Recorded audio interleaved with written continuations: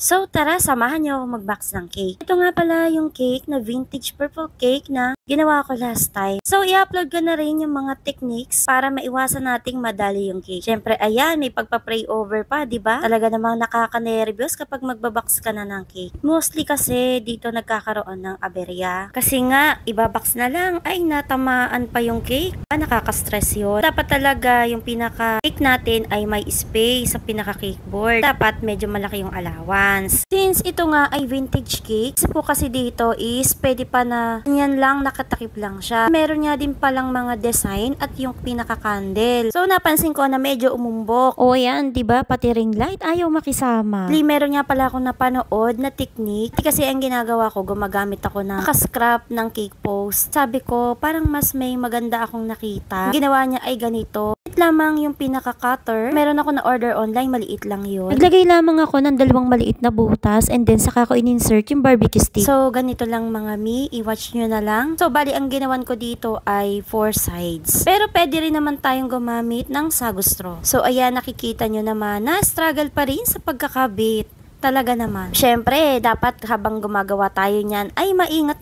din talaga ako sa pagkakabit. Kaya umulit, no? Kaya nagawa ko na yung isang side. Then, andito naman tayo sa third side. Box, actually, ay nakapagawa na ako ng marka dito. So, madali na lang yung pag-i-insert ng pinaka-barbecue stick. O, diba? Isang idea na naman. Buti din talaga yung nanonood ka ng mga vlogs. So, diba? May allowance na siya at may space na. And then, pwede na rin nating ipatong yung top cover ng box. O, diba? Ganyan lang kasimple. Siyempre, i-check ko pa man din yan, mga mi. Hindi talaga ako makakali eh. Siyempre, dapat lagi nating dino-double check yung ating mga ginagawa. So, sana'y may natutunan kayo. Thank you so much for watching.